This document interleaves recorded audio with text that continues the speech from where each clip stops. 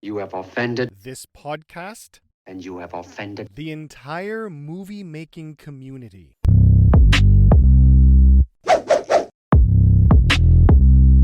Good morning. And welcome to You Have Offended This Podcast. This is the podcast where we review old and new martial arts movies. I am your host, Mike McCarran. With me, as always, the baddest mofo lowdown around this town, Chad Lindsay. What's going on, man? Show enough. Hey, how are you, man? I'm good, brother. I'm This fucking movie holds up. Yeah, man. I'm excited to talk about this one. I know you watched it a lot. I watched it a lot. We watched a lot together. And watched it again recently. Before we did this, I actually said, I don't even need to watch this motherfucker. Like, I've watched this movie so many times. I can recite it, but I did watch it again because it just popped up on Netflix. So I'm pretty stoked. It did. I thought I remembered more than I did because I hadn't watched it in forever. And then when I saw it pop up on Netflix, I was like, "Oh, we fucking have to do that as the podcast." Yeah. But when I did, I watched it and took a bunch of notes, and then I watched it again. Maybe not last night, but the night prior, and just to watch it. And I'll watch this shit all the time. It's a good movie, man. It totally holds up. Well, I mean, this kind of goes a little bit outside some of the, martial arts films, not always, but martial arts films are typically done low budget, but this one was actually done and shot more like a Hollywood film. And Yeah, it really didn't get its due in the theater. Like it just basically got its ass kicked, but it home did. I looked that video up. and yeah, man, like home video was like the shit for this. VHS tapes like were flying off the shelves from, you know, little kids in Sackville picking up this tape all over the world. I'm sure me and you made up like a third of this budget. Oh yeah. Yeah, I looked it up. It was it cost $5 million budget. It made 1.7 million theaters. Oh my god. So I'm sure it made that back on home video. Oh yeah, that's Um, home video is where it's at. Like I'd never even heard of it doing a theater run. no, God no. In And it the came out in 89. Yeah, like we were in high school. Yeah. And we would like, in those days it was really the cover art that really got you going. But in those days, you couldn't just stream a movie. You had to put some time and effort into it. You'd go to the store, you'd look at the martial arts section if your store was cool enough to have a martial arts section. Which ours And was. yeah, well, we had like 70 home video stores, It's a good point. in a 3 kilometer strip. But yeah, this one, I just remember seeing it and renting it, and I was like, "Oh, this looks pretty cool." Yeah, James Earl Jones, Right? Yeah. and I was like, "Geez, that looks like a dude version of the chick from Pretty Woman," and picked it up, and I don't know how many times I rented it. Like we rented, like in those days, people didn't have huge home video collections. Uh, No. yeah, rented Well, that because one just VCRs numerous were the times. size of a fucking coffee table Yeah, exactly. back in those days. And the remote control had a cord that went across the carpet to your television. Yeah, you Fucking- put your feet up on the VCR and your drink and your Right? steak dinner and your jalapeno poppers. A Yeah, pig it with was an apple in its mouth. But yeah, no, not the this was awesome. I really love this movie. fuck yeah. I was gonna say, like, if people watch this movie, if somebody watches this movie and they don't like it, like, we can't be friends. This is Oh, fucking we can't cool. be It's a friends. We're gonna cool as fucking fuck. murder them. We're gonna fight. Yeah, we're gonna fight if you don't like this movie. I heard through somebody say, and I think it might have been, oh fuck, I can't remember. But this is Chuck Liddell's favorite movie. Oh yeah, that makes sense. Yeah, because he's a martial arts dude. Okay, before we actually get into the movie, I wanted to run a quick question by you because we used to drive around and do top 5 lists all the time. Yeah. And I wrote mine down off the top of my head, and I wanted to ask you because I'm going to assume there's going to be a significant amount of overlap, but give me your top 5 martial arts movies that involve a tournament. Oh, that involved a tournament. Well, number one, Yeah. I got to go right out of the gate. Enter the Dragon. Yep. Because that was the shit. And just to compare it to this film, in the opening of this film, there's a bunch Yes. of guys practicing punches and kicks, very much like Enter the Dragon. I have that exact note. Except for the guys in Enter the Dragon were legit guys that they found down at the docks or whatever. Because the guys doing punches Not martial at artists. the opening of Enter the Dragon are not martial artists. So yeah, No, my they're top not. 5 featuring a tournament. The one that I got to give it just for rewatch time. I've got to give to Bloodsport because at this time in the As I 19 said, significant overlap. that whole thing with the Kumite and Hell yes. Jean-Claude and goddamn Forrest Whitaker going through the fucking alleyways and eating Oh, garbage yeah. Chinese like that. That one was really the shit. really good. Oh, yeah. Jesus, you're catching me off guard here. Yeah, I didn't mean to put you on the spot. No, that's okay. If I were to go through, And remember, they don't need to be in a specific order. Just I'm top gonna 5. I'm gonna go with the Karate Kid. Yeah. Not the best martial arts as a film, but Yep. overall a fantastic film, fantastic storyline, acting, like everything. It was just an amazing movie, and really comes down to tournament, and of course you got 100%. get him a body bag line Right? in there, which was also incredible. So Sweep I the give leg, those, Johnny. I'm gonna end on my top 3 just because I'm not sure Okay. where I would go next. The other 2 that I wrote down off the top of my head were The Quest, the other Jean-Claude Van Damme Jean-Claude Van one, Damme? the flashbacky, Yeah, old-timey one. that was It just okay. You and I went and saw that in the theater. We did. That We was did. good. And that was the theater, like, the movie itself was kind of meh. I'd only picked that as my number 4. My top 3 were the exact same that you just said.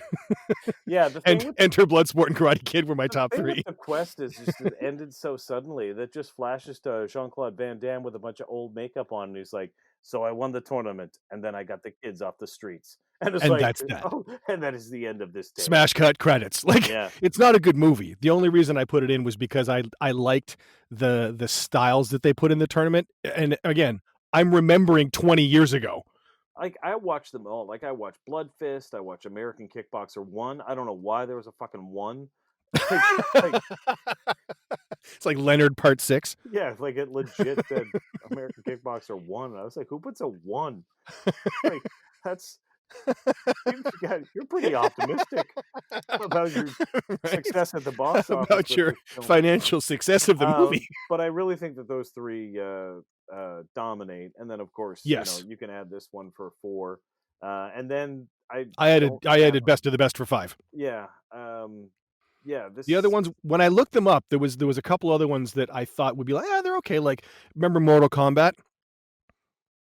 Yeah, I wouldn't put that on the list. But Oh no, it didn't even come up in my list. I looked it up and I was like, martial arts tournament movies, and I Googled it, and then Mortal Kombat. And I was like, yeah, dude, the number all right. of goddamn K-Way karate school jackets in the 90s when that came out.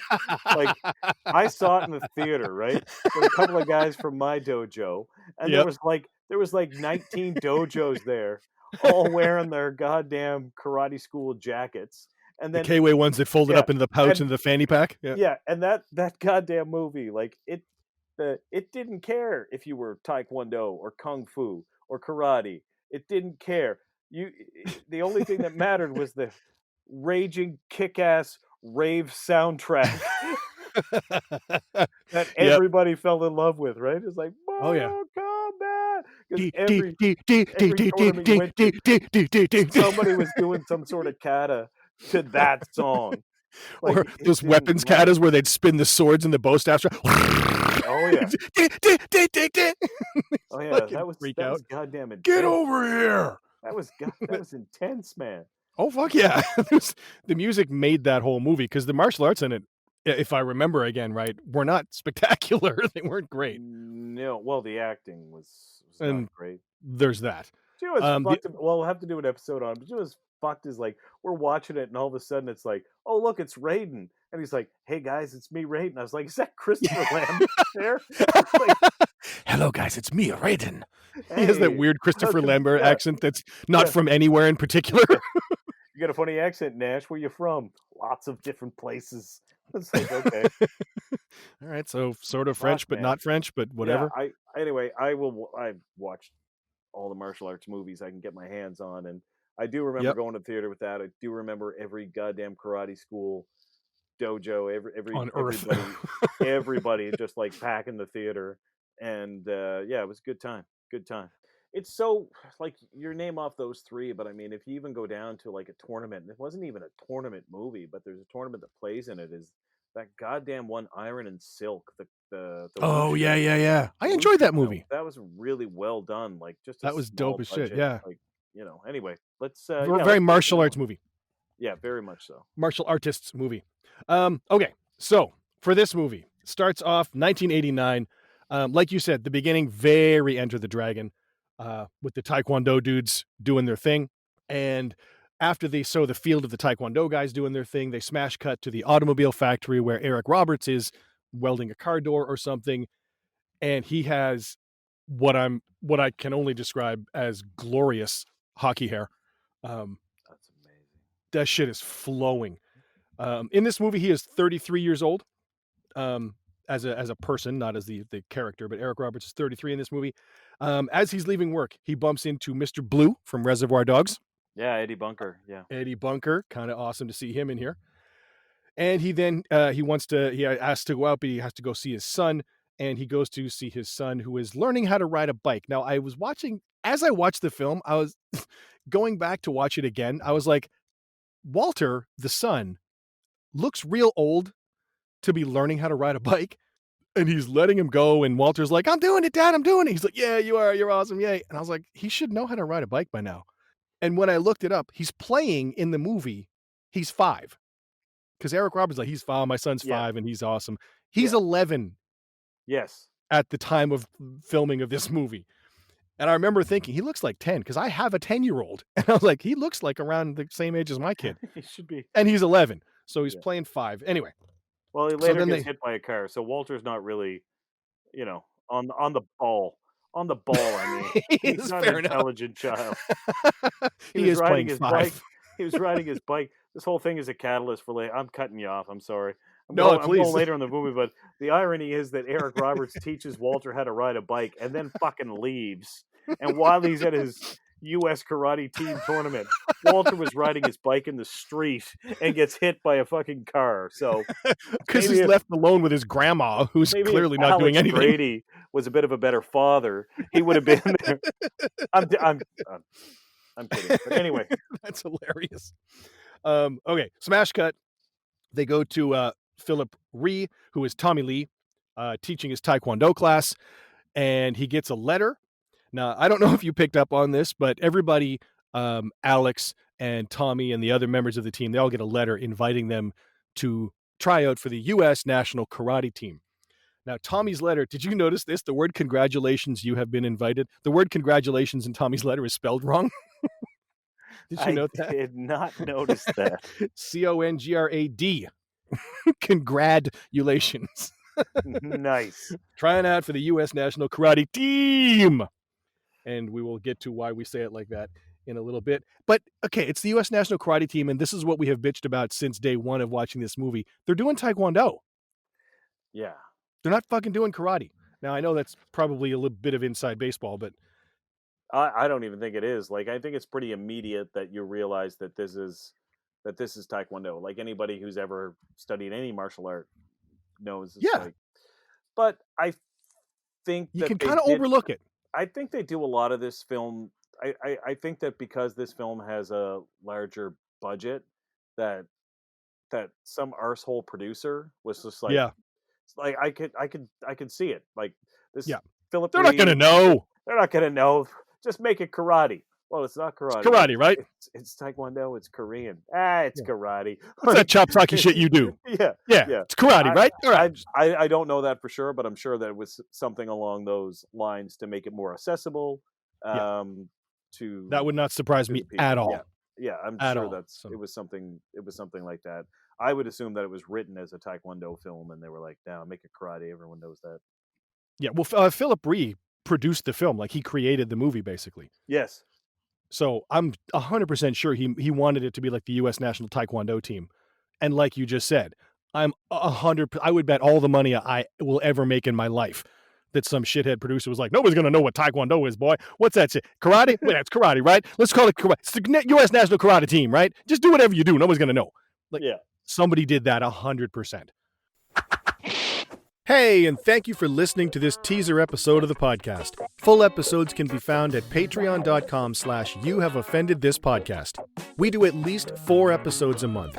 Everyone gets 1 free. The other 3 are like this one, a teaser with the full show available with a subscription. Now there's 5 levels of subscription to choose from to suit any budget, with the lowest being just $5 per month. That's less than a rabbit harness leash thing on Amazon. I mean, what are you going to do with that? It's nice. I mean, don't get me wrong, but think about it. You can walk your rabbit safely, or you can get over 6 hours of original entertainment to make your workout or commute or life better. Plus, access to all the past seasons, each season being 21 episodes. Patrons also get to be a part of the Dojo crew. You become a producer of the show. And the best part is you don't have to do any of the hours of work it takes to create an awesome show every week. You just reap the benefits. It's awesome. So head on over to patreon.com/youhaveoffendedthispodcast and become a patron. You'll have our eternal gratitude and the satisfaction of literally being a producer of the media you find most appealing. Thank you so much. We'll see you inside the dojo.